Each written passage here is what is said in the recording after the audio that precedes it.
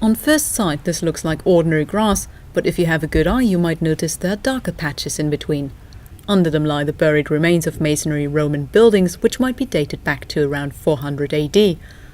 The find was made by scanning Priory Park with a ground-penetrating radar in 2015 and confirmed during a trial dig in 2016.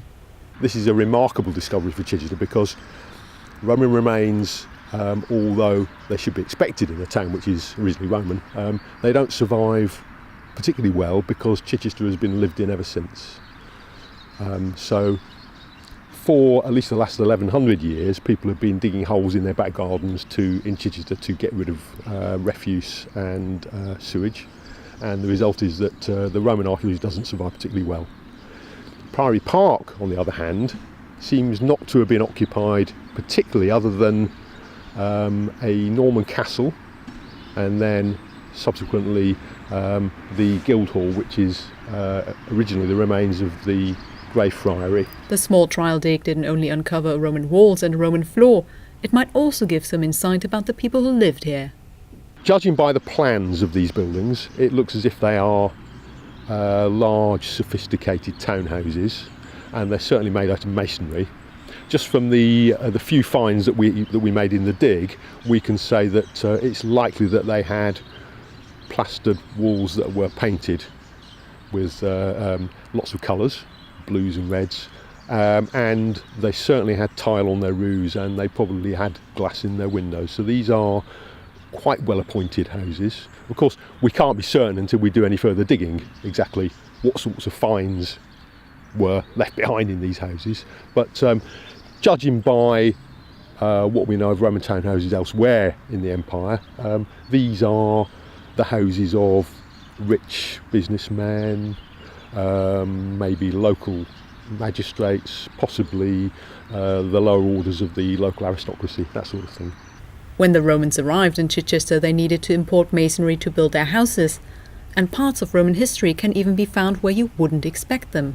When the Romans left, all of these masonry buildings were left behind them to fall into ruin. Chichester was abandoned probably for about 500 years, and then when the Anglo-Saxon came back, and then later the Normans, they were interested in building big public buildings like churches, and they unceremoniously ransacked the Roman buildings in order to get the nice masonry in order to build things like the Guildhall. So much of the medieval architecture of Chichester, when you look closely at it, contains lots of reused Roman masonry, and the cathedral does, of course. So the best stone that you see on the outside is brought in from elsewhere, but the rubble that makes up the cores of the walls will almost certainly include lots of reused Roman masonry. And we absolutely know that the smaller churches of Chichester use a lot of Roman masonry in their walls because we've seen it. For the buildings under Priory Park there might be some more digging to come if the council gives the go-ahead, and although there are no plans to put them on permanent display, during the investigation those interested might even be able to have a closer look at the excavations. The plan is to do another trial investigation with the local archaeology volunteers, possibly in late May, early June. We now need to do a slightly larger excavation just to see if we can't demonstrate what exactly these buildings are, how well they survive, what sorts of archaeology survive within them, and then the ambition would be to put together some sort of bid for external funding for a much larger excavation going on into the future. We would have to fence around any trench to stop people falling in it, of course, but the idea is to make it reasonably visible so people will be able to stare over the fence and look at see what we're doing.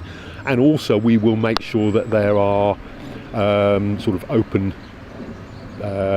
events so that people can come in and be shown what it is we're doing by the experts that are doing it, and indeed look at the things we're finding. Nicole Ris, for That's Solent.